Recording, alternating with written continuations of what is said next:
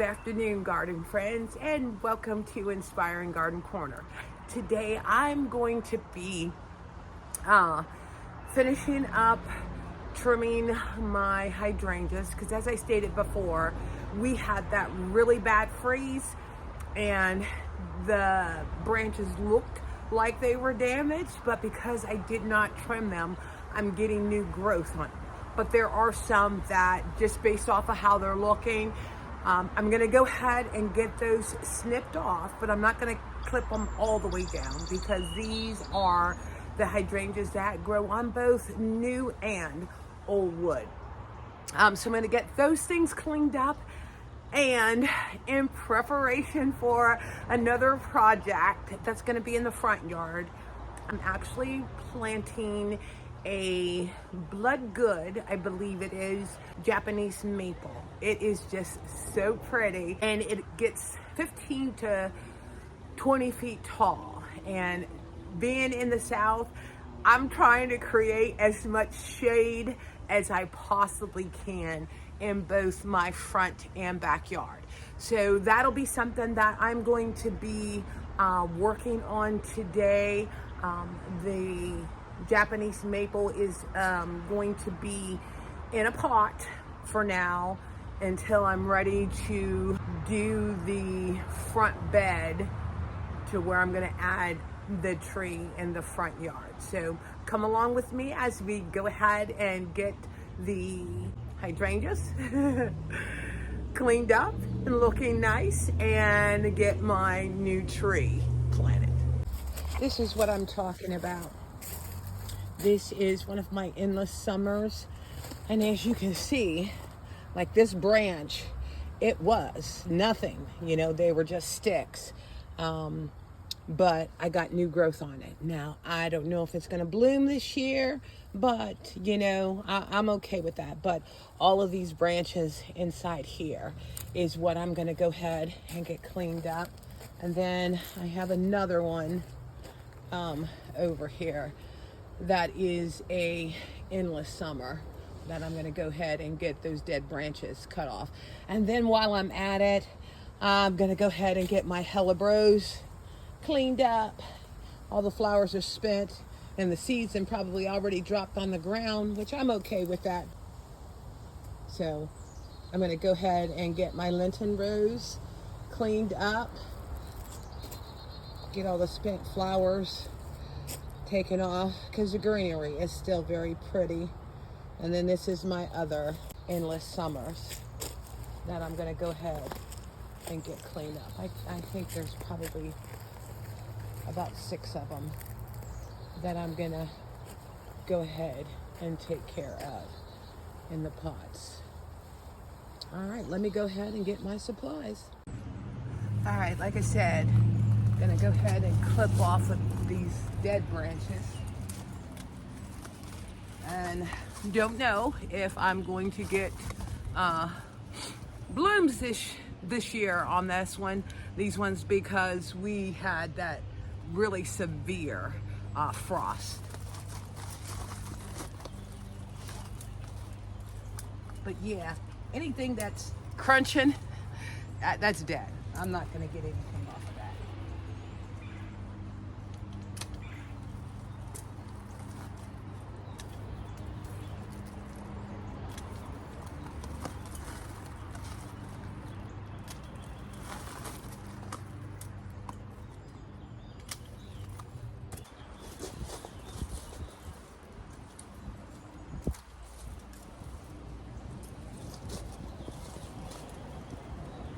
And like I said, I'm not cutting them all the way down. I'm leaving some of the sticks because this hydrangea grows on new and old, and that way for next year I'll hopefully end up having some more. And they also say the little spindly sticks, cut those out anyway.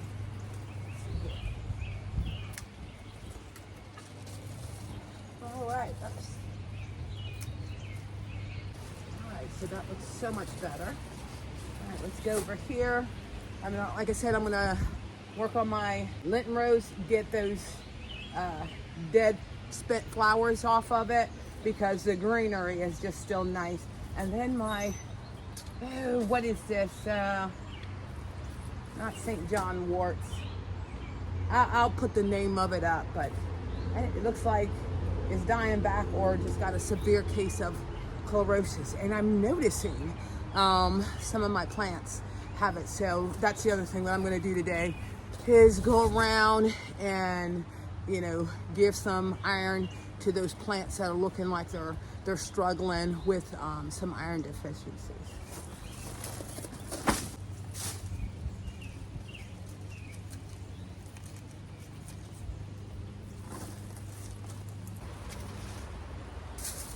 And as you can see, when you clean out the spit, the beautiful leaves of the Lenton Rose is still nice, you know, and I still got some flowers that have not completely died back, so I'm going to leave those guys.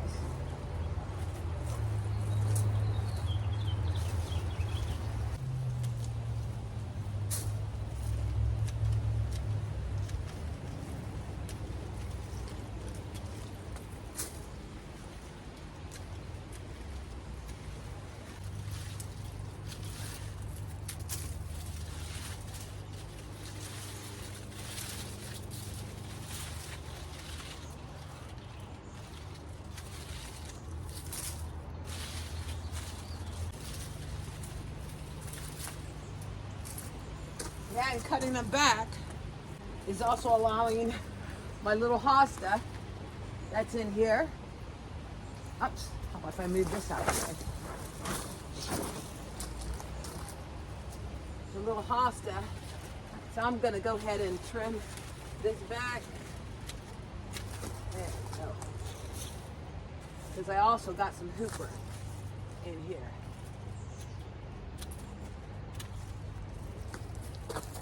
Plus I got some daylilies in here.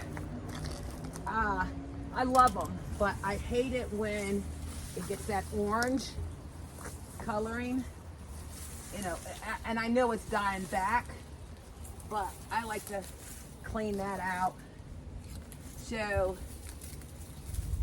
none of the energy is being wasted on dead stuff. And then I think it just looks nicer and neater when you get that cleaned out of there. These ones here get, I think it's the orange colored daylilies on it, and it blooms a little bit later in the season.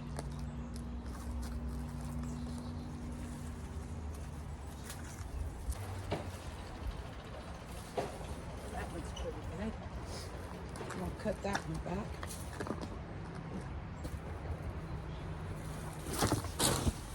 And see, that's one thing that I like about, hold on, let me get this straight.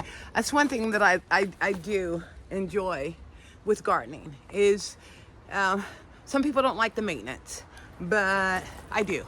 I like to see and enjoy everything, and it just looks really nice where you can keep your flower beds clean and what have you. And that's probably part of the reason why I haven't graduated from the hand sprayer, because I can come back here and water and maintain my plants. So I'll go ahead and get finished cleaning out the Lenton Roses, and then I'm going to go back to the clean the branches off of the Hydrangeas. That way I'll go in and clean my clippers. Since I started on the Lenton Rose, I don't want to go back to the Hydrangeas. I'll get that done and then I'll show you it finished. All right, let me get to work. Hey, as I was finishing up, well, let me show you that all my Hydrangeas are clipped back. The Lenton Roses, all the dead stuff is off. I got some that still have flowers on it, but I'm okay with them being on there, and it just looks so nice. And then it opened up, you know, my little hosta that's in there, and then also my heuchera being able to at least get some sun. But as I was, cleaning, I don't know how many of you guys have the Helen Von Steen lamb's ear, but I love it. And this is what it looks like, okay? It is so pretty. But I am noticing this. I've never had it like this bad before. Like in the winter time and a lot of moisture, you would get it and it'd be mushy, but not like during its growing season. So if any of you guys know what could possibly be affecting these, because this is the first year and I've had Helen Von Steen's lamb's ear for almost 6 years and never had this. So if anybody is experiencing this or they know what it is, hit me up in the comments. I would so appreciate it because I just love these guys. They're all throughout my garden. All right, so I'm gonna go ahead and get my Bloodgood Japanese maple tree planted. Like I said, it gets 15 to 20 feet tall and about the same size wide. I'm starting it in a pot because the area that I'm gonna be putting it in up front, I'm not prepared for it yet. So I have my potting mix. Let me come on this side. I have my potting mix, and then I'm going to put in some slow release fertilizer just to make sure that it has a good start, and then water it. And the one thing that they say in regards to this Bloodgood, soil, it can adapt to any type of soil. And I have a nice mixture of potting soil, topsoil, some conditioner, and a little bit of manure. And then, like I said, I'm just gonna put a little fertilizer in here, slow release fertilizer.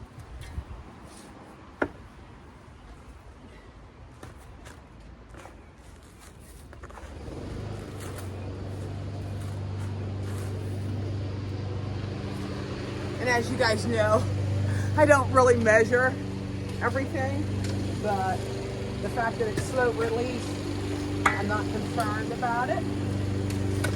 And this isn't like a little sapling tree, so let's go ahead and get the pot full.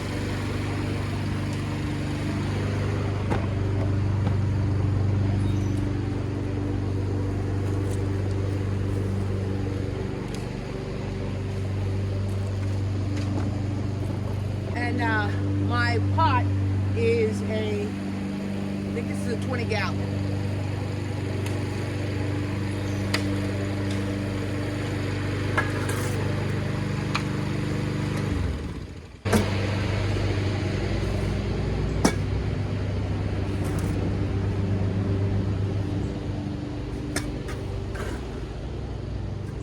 And one of the things that it said was to, when you plant it, agitate the roots a little bit and keep it an inch above ground level.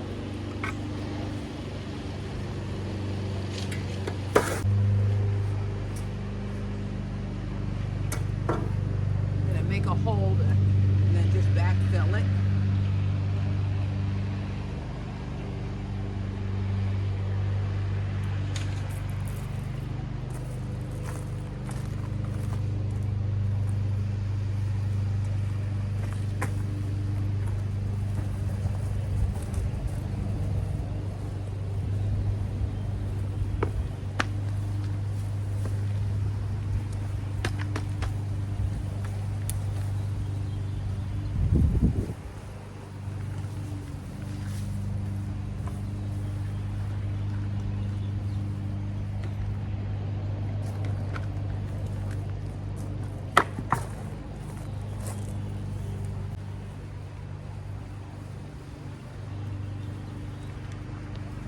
See, it has a really good root system.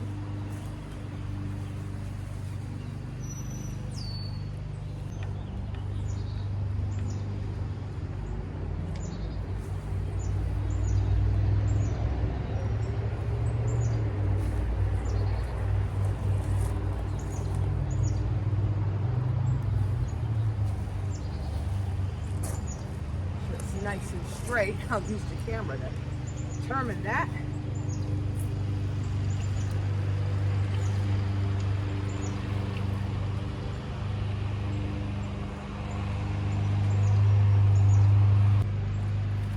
And just make sure to pack it down so get the air pockets out, and then I gotta fill this in some more.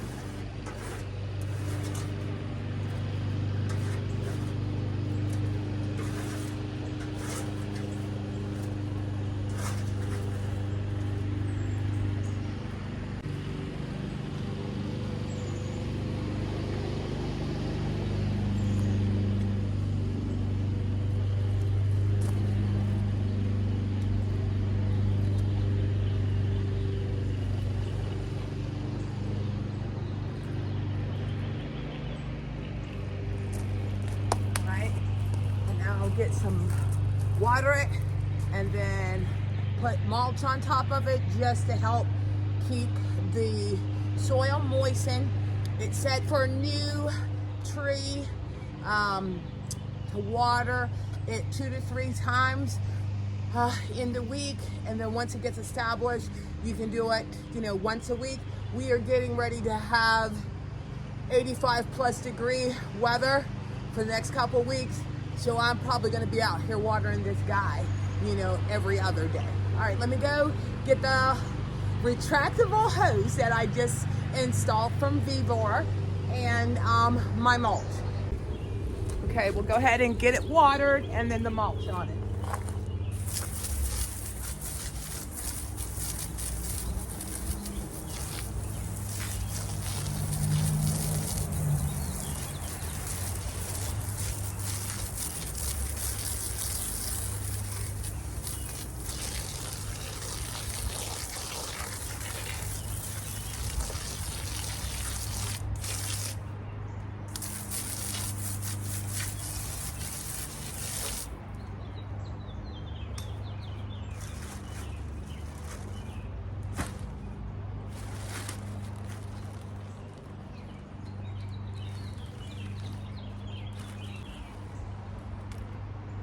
And I went ahead and left and actually just adjusted the stake just to make sure that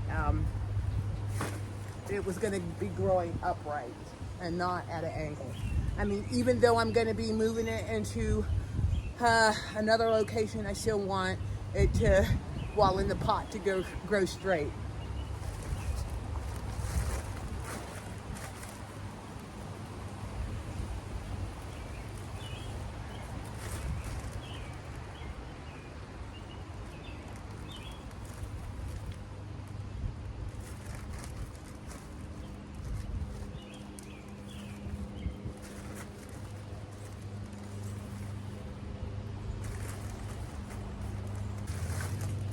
And I end up putting a nice, good layer of mulch on there.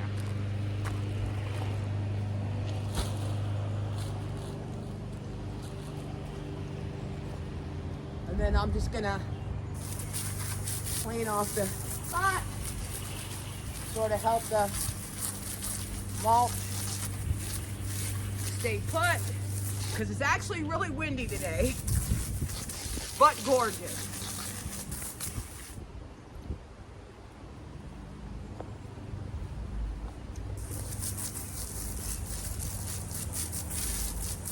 Thank you for visiting Inspiring Garden Corners, and here is some interesting facts about why I chose the Japanese Bloodgood maple.